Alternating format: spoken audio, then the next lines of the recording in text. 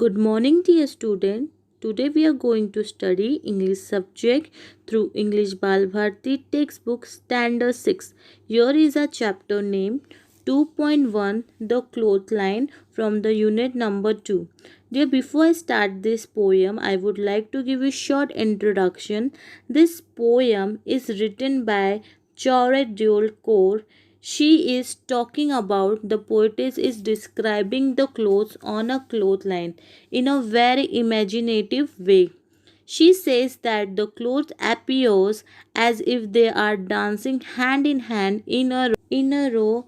Here the poetess has mentioned about her handkerchiefs which left the pegs gleaming like a snail in the sun and no one could find her. Dear student, this was a short introduction related to this poem. Now what does the clothesline means? As you can see on the screen, dear children, these are the two poles and between that there are one rope in which we are hanging our wet clothes. In village you might be seen, dear student. Now let's see what does the clotheslines means. The clothesline or washing line is any type of rope, cord or twine that has been stretched between two points. Outside of indoor above the level of the ground, clothing that has recently been washed in a huge along the line to dry using the clothes picks or clothespin washing. So when we are washing our clothes and when we are hanging on the rope, so we are putting the pins to that the clothes never get fly. Dear student, let's move to the first stanza. What the poetess is trying to tell us. The one by one I'm going to read the line and explain you the meaning. If you want, you can note down the meaning. Hand in hand they dance in a row, hitter and thither and to and fro. Now dear, what is mean by hitter and thither?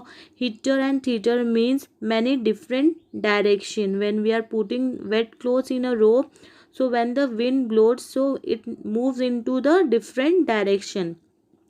Flip, flap, flop, and away they go. Now, what is mean by flip, flap, flop? It means noise made by the clothes while moving in the wind on the clothesline. Fluttering creatures as white as a snow. Now, what is mean by fluttering? Moving lightly and quickly. And creatures means a specific type of person or specific thing we are calling that. Okay, dear student, now I am going to explain you the first stanza, that what the poetess is trying to tell us, dear student.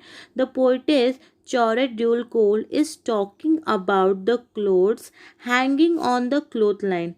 To her, they look as they are holding each other hands, standing in a row and dancing merrily. They are dancing very happily. It here the poetess is doing imagination. She compares them to the white bird that fly in the sky. Now she compares the clothes like they are flying in the sky like a bird in a different direction. So she has mentioned that the clothes appear and they are dancing hand in hand in a row. Dear student, as we move to the second stanza, let's see what the poet is trying to tell us, student. Like the restive horse, they caper and praise. Now, what is meant by restive?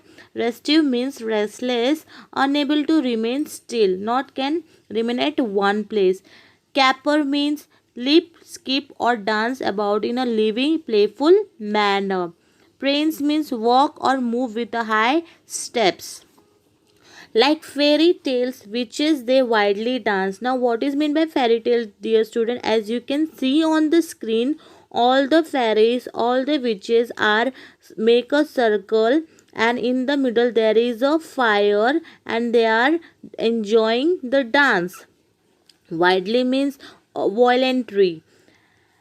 Rounded in the front but hollow behind, they silver and scrape in the merry March wind, and they are enjoying their dance in the merry March wind. Let's see what the poet is trying to tell us in this stanza. Here the poetess compared the clothes hanging on the clothesline or restless horses. that are leaping and gloping with the happiness. As the clothes flutter on the clothesline, they form a blow like a shape that is round at the hole in the center. As you can see, the fire is burning and all the fairy tales are make circle and catching each other hands, and they are enjoying. The poet also feels that the clothes are shivering and skipping in the wind that is very happy during the month of March. So dear student, here the poetess is reminder us about the restless horses jumping and moving quickly, and then of fairy tales. She is giving example of fairy tale which is during where the fire is burning and all are enjoying. They are rounded in front and behind, and shiver and dance in the cheerful in the March wind month. So dear student, hope you all understood in this stanza. Let's move next to the third stanza. Dear students, once I saw dancing exactly, struggling so widely till she was free. Now what is mean by struggling? Making for useful or violent efforts to get free of its resistancy. And what is mean by widely? It is a mean very hard voluntary. Then leaving the pegs and the clothesline behind her, she flew like a bird and no one can find her. Now here the poetess Chora Deol Kaur is mentioned that without that she saw someone dance exactly, and with the great struggle she filled herself, then leaving the pegs and the clothesline she flew like a bird so far that no one was able to follow her, and now no one can find her. In this stanza the poetess is mentioned that she saw her handkerchief that was flying in the sky, and she mentioned that it was flying like a bird. Now here she has given example of a bird, that how birds are flying, same way the my clothes, my handkerchiefs as flew away and no one can find her. Now I know my the handkerchiefs flew away and no one can find my handkerchief. In third stanza she has mentioned that. Let's move to the fourth stanza, dear student. Now what she wants to tell more. I saw a gleam. Now what is mean by gleam, student? A small staff stream of a light like a snail in the sun, flipping and flapping and flopping for fun. Now as I have mentioned in the first stanza, dear student, what is mean by flipping, flapping and flopping? The noise which is made by clothes when we are putting the wet clothes in the rod to make it dry or in a clothesline. So when the wind blows and the clothes are making noise because of the wind. Let's move to the third line, dear student. Nobody knows where she now can be, hide in a ditch or drawn in the sea. Now here what is mean by ditch? A pit at the side of a road or field. So it is hidden in a ditch, or it is drawn in the sea, or it has wave in the sea, where the poetess is talking about her handkerchiefs. Now here in the fourth stanza the poetess tell us that she was flipping, flapping and flopping away so fast that nobody knows. She is talking about her handkerchief, dear students, where she went and where she could be, thinking of the worst that could be happened.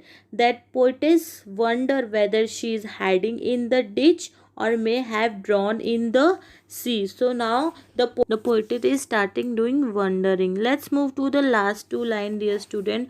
What the poetess is trying to tell is in the last two line. She was my handkerchief not long ago, but she will never come back to my pocket, I know. Now in this two line what the poetess is trying to tell us, dear student, in only in these two lines of the poem the poetess reveals that she was talking about her handkerchief that flew away not very long ago. She is sure that it will not come back to her and it is lost forever. Now she is very that sure that my handkerchief I have lost and it will never come back to my pocket. It my handkerchief I have lost forever and it will never come back again. In this two line, let's see what more she has mentioned.